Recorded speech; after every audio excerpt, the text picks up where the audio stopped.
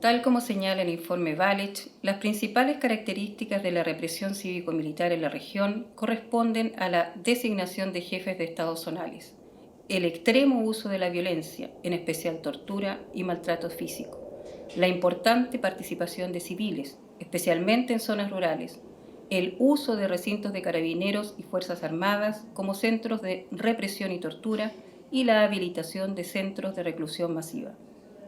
En la misma mañana del 11 de septiembre de 1973, el rápido control que se llevó a efecto en la ciudad de Concepción, neutralizando a altos dirigentes de la Unidad Popular, los cordones industriales y la Universidad de Concepción, se realizó sin disparar un solo tiro. Ante esto, cabe interrogarse, ¿por qué era tan necesario para la Junta Militar este raudo y efectivo control de la ciudad? La respuesta radica en que el Gran Concepción y la provincia de Arauco se habían transformado durante el transcurso del siglo XX en una importante zona de orientación política de izquierda representada por obreros y estudiantes. Pasadas las 8 de la mañana, la Universidad de Concepción fue rodeada por efectivos del ejército, quienes automáticamente instalaron ametralladoras en algunos de los cerros aledaños. Se ocuparon las escuelas de periodismo, sociología, los hogares universitarios y la radio Universidad de Concepción, posteriormente utilizada como radio de las Fuerzas Armadas hasta diciembre de 1974. Por otra parte, no se encontraron armas. Tampoco hubo resistencia armada de parte de estudiantes y funcionarios. Las delaciones fueron recurrentes. En el recinto universitario, personal de la institución participó en la construcción y confección de las listas de empleados que debían ser arrestados. Todo académico y funcionario que tuvo militancia en la Unidad Popular o en el MIR fue separado o desvinculado de la institución. Así, cientos de detenidos fueron trasladados a la Cuarta Comisaría de Concepción, Estadio Regional, Isla Quiriquina, Cárcel Pública de Concepción y Base Naval de Talcahuano, en los cuales fueron constantes las humillaciones, vejámenes y torturas. Considerando el periodo histórico, el enfoque que facilita una comprensión del tema es el de la historia reciente, que pone en valor el pasado cercano, abierto e inconcluso, cuyos efectos se extienden hacia nosotros hoy. Por ende, se trata de un pasado que se encuentra en permanente proceso de actualización y que interviene en las proyecciones futuras.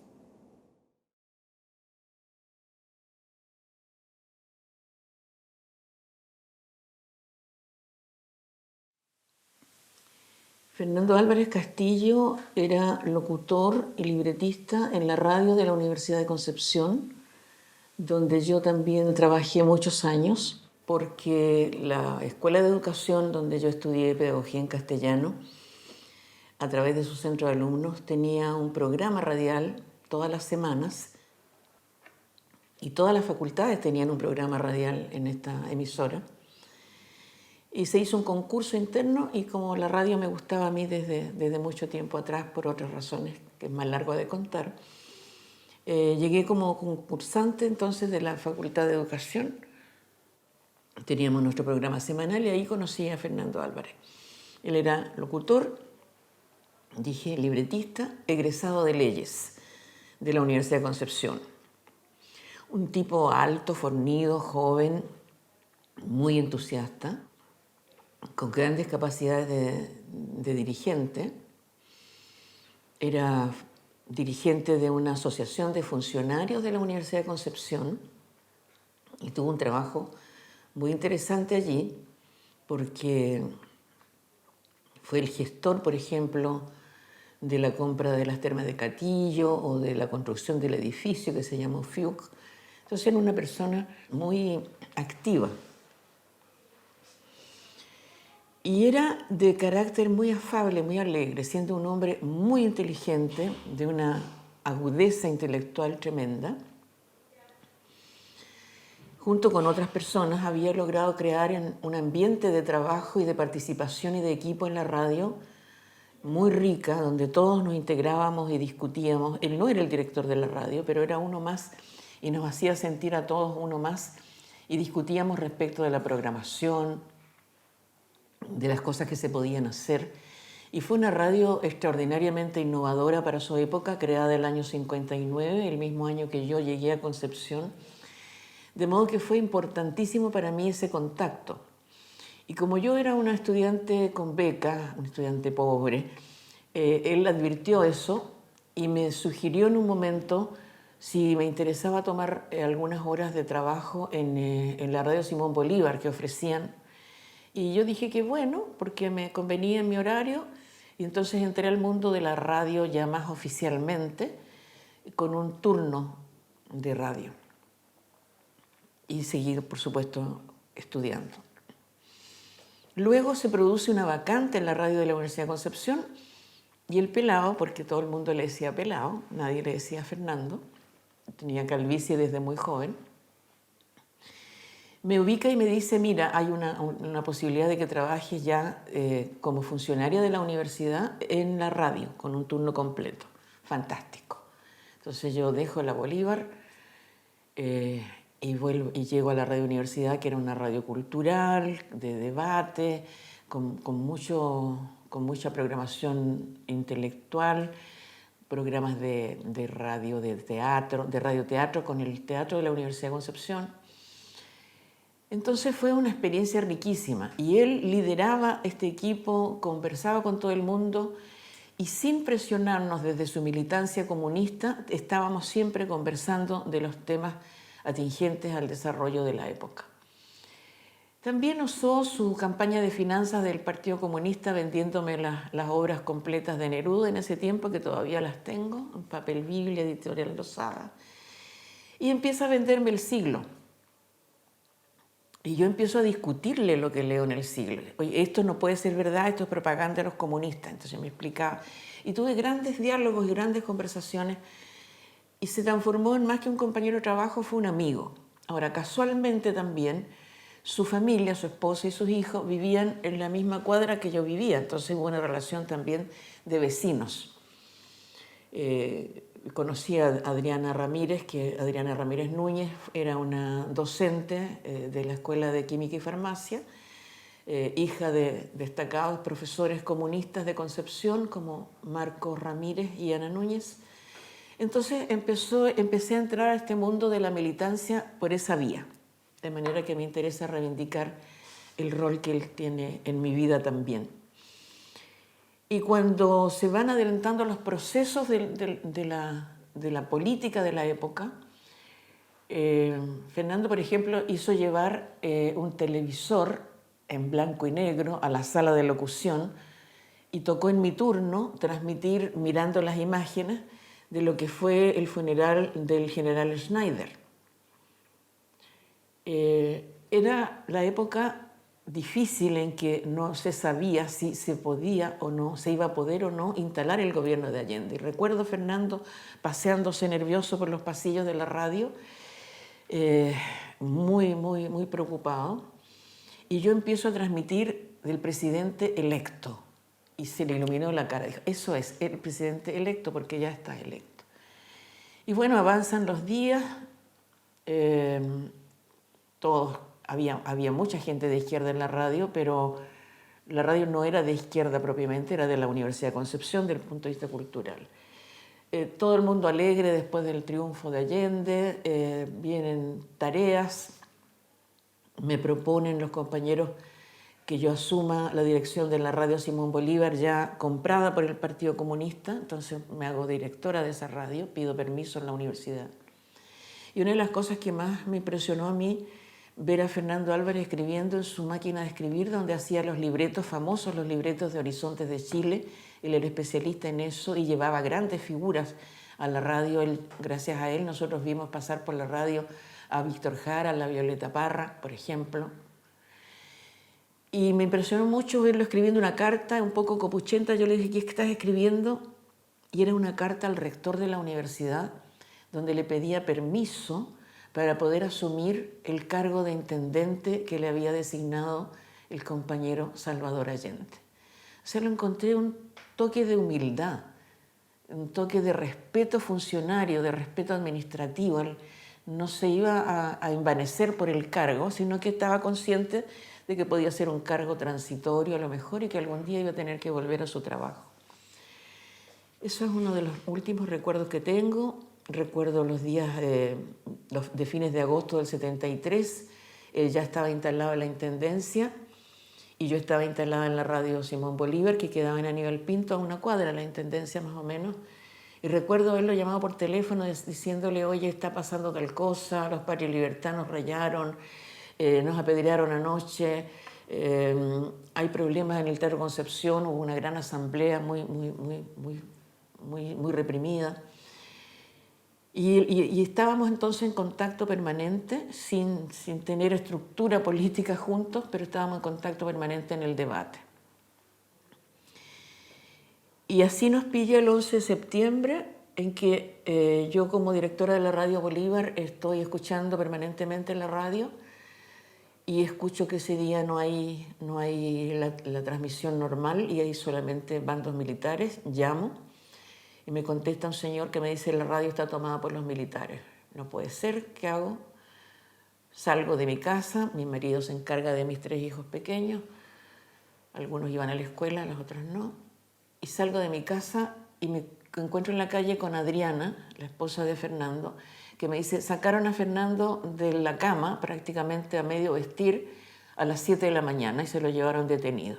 Y Adriana iba hacia la universidad y yo iba a la radio.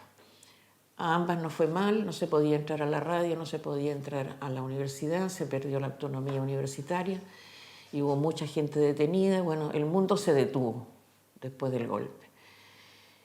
Y luego mis visitas a la familia para saber qué saben de Fernando.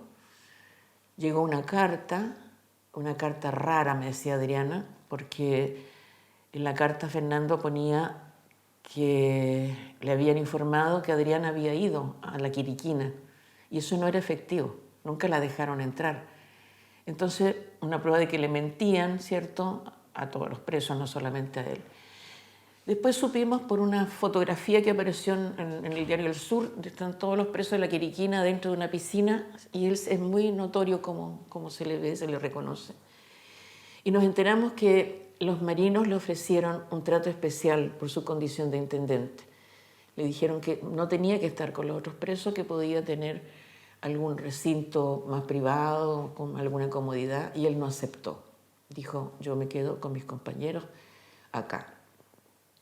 Lo que sabemos es que después lo sacan de la Quiriquina y lo traen a interrogaciones en la 4ª comisaría de la época, en calle Salas, y allí lo torturaron de tal manera que muere por efecto de la tortura el 7 de noviembre del 73. Me parece que tenía alrededor de 40 años, no estoy segura. Fue una cosa muy dramática. En la prensa dijeron que había sufrido un ataque cardíaco, que estaba enfermo con anterioridad, lo cual yo sabía que no era así. Él era un tipo sanísimo. Cuando hacíamos los paseos de la radio, él era un futbolista, pichanguero, deportista, entretenidísimo, un gran conversador. No había tal enfermedad previa, simplemente fue el exceso de tortura el que lo liquidó. Adriana fue muy valiente en ese momento. Recibió una llamada de la autoridad militar de la época, Washington Carrasco, dándole el pésame. Una cosa absurda, dolorosa, porque están asumiendo el golpe militar, destituyen a nuestras autoridades, persiguen a toda la gente y se atreve a llamar por teléfono para dar el pésame. Era una cosa violenta, ridícula. Y recuerdo que Adriana se vistió de rojo. Fue su señal de luto, de coraje, de repudio a lo que había.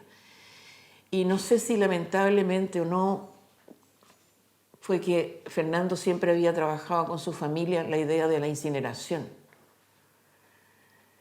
Y Adriana decidió incinerarlo. Y eso fue muy complejo porque posteriormente impidió muchas investigaciones que normalmente se hacen con los cadáveres de los compañeros que se encuentran, porque no fue posible hacer esa investigación. Y entonces en la casa de Adriana estaba el ánfora con las cenizas de Fernando. Y después de muchos años se hicieron procesos y se logró investigar quiénes habían sido los responsables de esta muerte. Incluso se llegó a una indemnización. Y lamentablemente Adriana falleció hace muy poco, hace un par de meses creo. Por eso que me interesaba recordar a Fernando, porque no iba a haber familiares directos, los hijos no están acá. Y Fernando fue muy importante en la vida política y cultural de la Universidad de Concepción y de Concepción mismo, desde su rango de intendente. Intervino con mucha sabiduría. Bueno, y él fue determinante en mi vida militante también, porque yo me hice comunista a partir de esas conversaciones y esas discusiones que teníamos. Y, por ejemplo, me desordené un poco, vuelvo al 72. En el 72 se instaló por primera vez la Televisión Nacional de Chile en Concepción. En febrero del 72 vino Salvador Allende y estuvo visitando la ciudad, y hubo una franja de Televisión Nacional que se transmitía desde Concepción. Y Fernando tuvo la deferencia de proponernos a los locutores de la radio universidad para que nos probaran si salíamos bien o no en la televisión. Y allí fue Francisco Migueles, fue Max Wenger y yo, nos probaron, y el equipo que vino de Santiago me eligió, así que yo tuve el honor de ser la cara visible del canal de televisión de Chile desde Concepción durante la Unidad Popular. Lo cual debió haber significado, en mis cálculos, la detención después del golpe, cosa que no ocurrió, y hasta el día de hoy nunca he podido entender qué fue lo que impidió que hubiera represión conmigo en esa época. Hubo represión, pero posterior, por las marchas, por mi actitud militante resistente al golpe, pero en ese minuto no ocurrió. Entonces Fernando deja una huella profunda, como dije, en tanto dirigente de la Asociación de Funcionarios, en tanto dirigente del Partido Comunista de Concepción, en tanto intendente durante el gobierno de la Unidad Popular. Y digo lamentablemente porque la sensación que uno tiene cuando no hay un lugar donde ir a hacer un homenaje a un muerto es por la incineración. Entonces, de pronto su nombre se escapa en nuestras romerías del cementerio, no está allí. Hay muchos otros compañeros. Su nombre felizmente sí aparece en el memorial que está acá en el barrio universitario. Y es necesario reivindicar su nombre. Yo hice algo al respecto hace un par de años. Visité el actual recinto donde funciona la radio de la universidad, me conseguí un retrato, lo llevé y exigí que por favor buscaran entre las grabaciones antiguas algo donde estuviera su voz, una voz muy característica.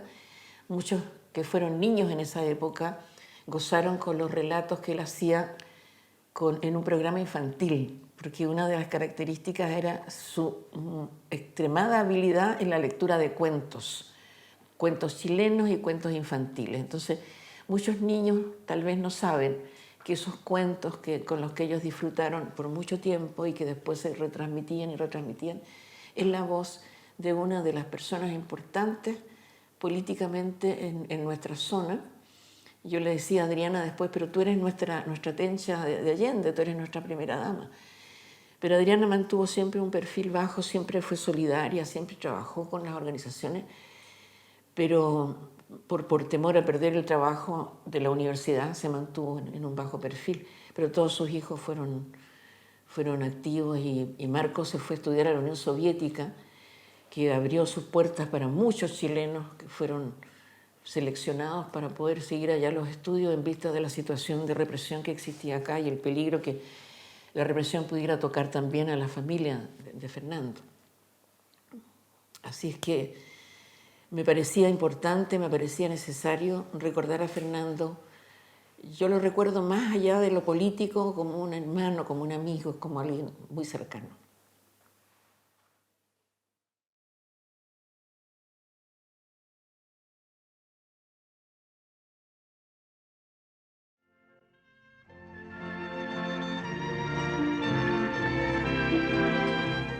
Cuentos de Chile.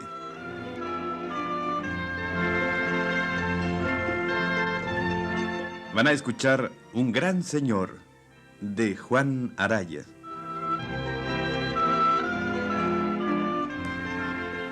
La cara rasurada y brillante destacaba sus finos bigotes y sus gruesas cejas. El cabello húmedo en desorden era abundante y negro. Inclinado sobre el lavabo, su boca inflaba y soltaba a borbotones un líquido blanquizco, en tanto que agitaba con rapidez el cepillo sobre sus dientes. De sus narices escapaba una musiquilla alegre que reventaba cuando expulsaba el agua.